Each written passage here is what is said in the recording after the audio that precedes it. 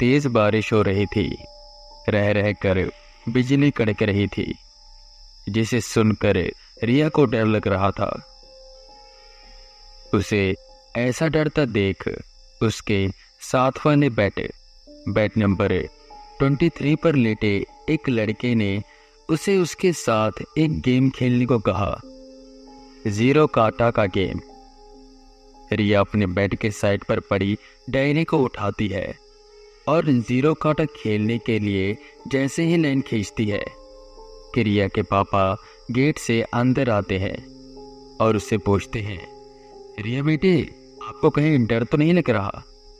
जिस पर रिया कहती है, नहीं पापा। रिया के पापा डायरी की तरफ देखते हैं जिस पर लाइन खींची हुई थी। बेटे, आप ये किसके साथ खेल रहे हो? यहाँ तो सब सो रहे हैं।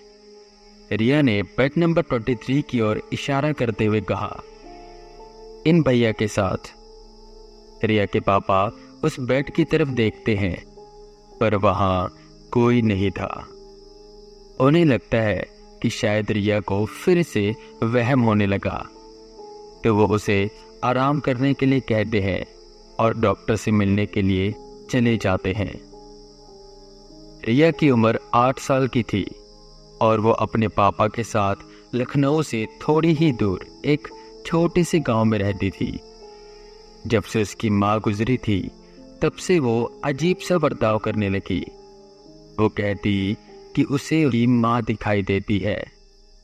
रिया के पापा को लगा कि माँ के जाने का दुख रिया सह नहीं पा रही, पर उसे कई बार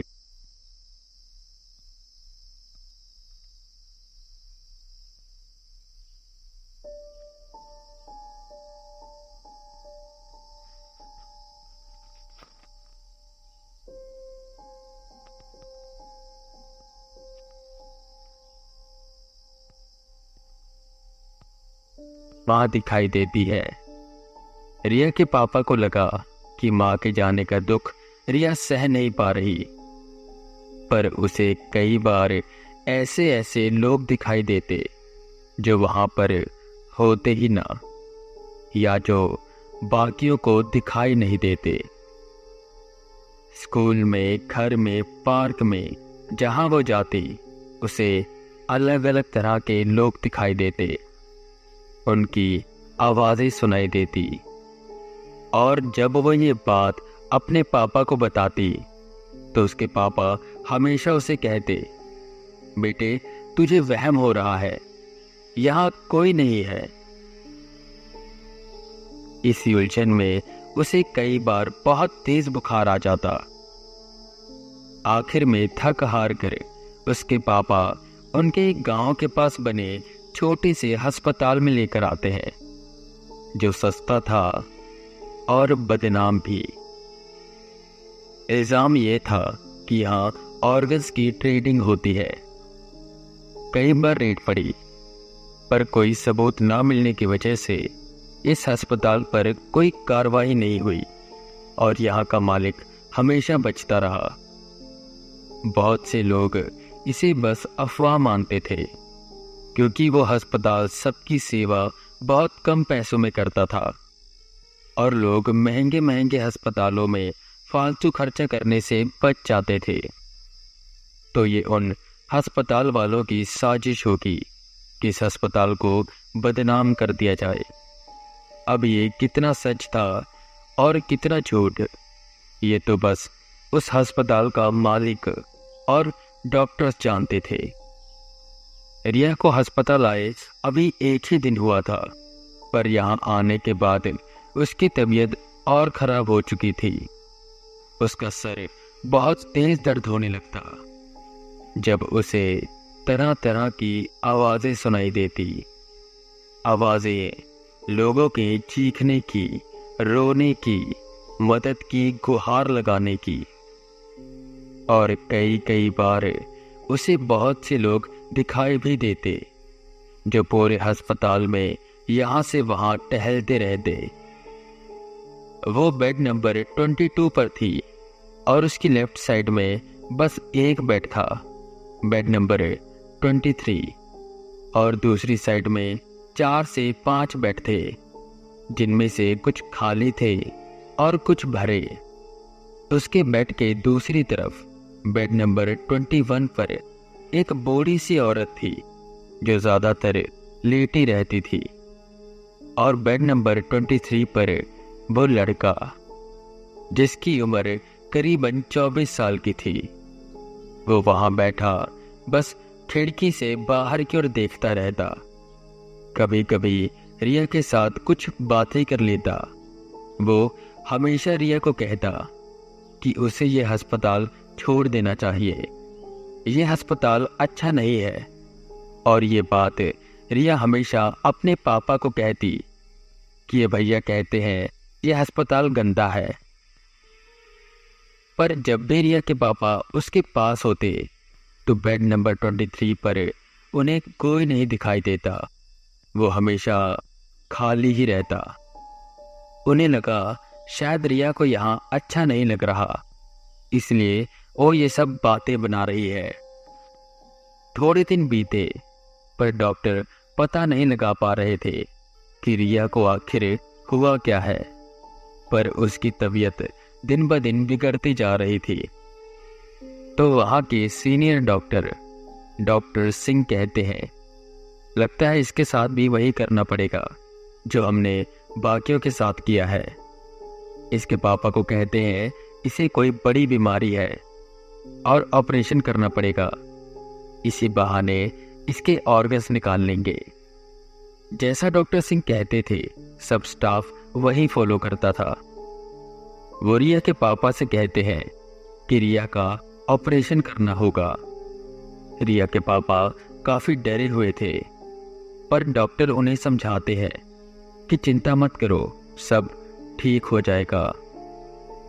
ऑपरेशन होने के एक दिन पहले रिया अपने बेड पर लेटी थी। वो बस ऊपर की ओर देख रही थी कि तभी वो लड़का उसे बुलाता है और कहता है, तुम यहां से भाग जाओ, कुछ नहीं हुआ है तुम्हें, ये डॉक्टर बहुत गंदे हैं।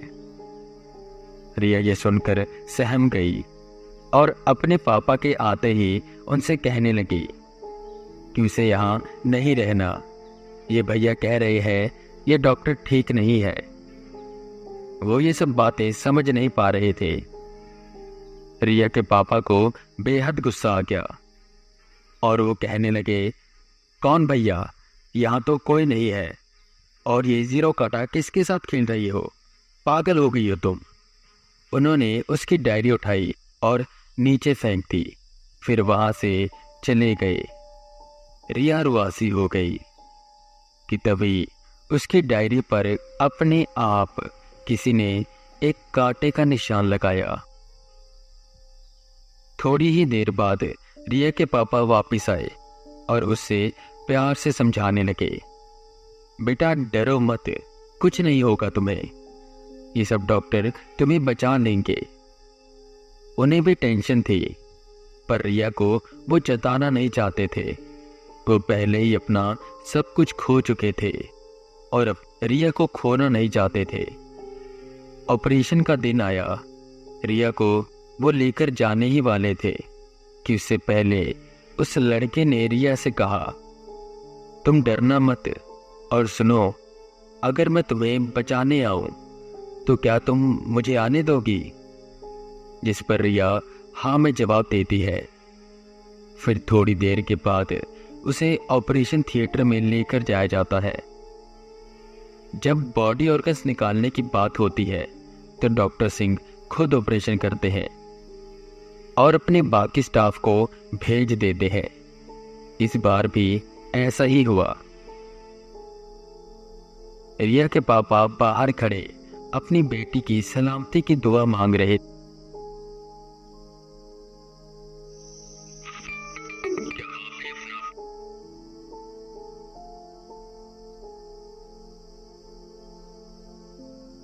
थे, और वहीं अंदर डॉक्टर सिंह उसके ऑर्गन्स निकालने की तैयारी कर रहे थे। उन्होंने रिया को इंजेक्शन लगाया, जिसके कुछ देर बाद वो बेहोश हो गई और वो उसके पेट को काटने की तैयारी करने लगे। बाहर तेज बारिश हो रही थी और हवाएं चल रही थी। बिजली भी कड़कने लगी। डॉक्टर सिंह को अचानक से ठंड का एहसास हुआ कि तभी लाइट्स ऑन ऑफ होने लगी। इस लाइट को क्या हुआ? डॉक्टर सिंह ने चिढ़ते हुए कहा और स्विच को ऑन ऑफ किया, जिसके बाद लाइट ठीक हो गई। और जैसे ही वो रिया की ओर मुड़े, उन्होंने देखा कि रिया उठी बैठी है और बस एकटक ऊपर की तरफ देख रही है। मैंने तो इसे इंजेक्शन लगाया था, तो ये उठी कैसे? वो इतना सोच ही रहे थे कि अचानक किसी लड़के के हंसने की आवाज पूरे थिएटर में गूंजी। डॉक्टर सिंह आसपास देखने लगे कि आखिर कौन है यहाँ, पर ये आवाज रिया से आ रही थी। क्या हुआ तुझे? डॉक्टर सिंह ने डरते हुए पूछा कि तभी रिया ने डॉक्टर सिंह का गला पकड़ा। तूने मुझे मारा था ना? हल्का बुखार था मुझे, पर तूने मेरे घर वालों को कहा कि ये क्रिटिकल सिचुएशन है और तूने मेरे सारे अंग निकाल लिए और फिर उन्हें बेच दिया। मैं तुझे छोड़ूंगा नहीं। डॉक्टर सिंह की सांसें फूलने लगी। उन्होंने ताकत लगाते हुए रिया को पीछे धक्का दिया और बाहर की ओर भागने लगे। रिया ने अपना हाथ हवा में घुमाया और दरवाजे के पास पड़ी एक अलमारी डॉक्टर सिंह पर गिर गई।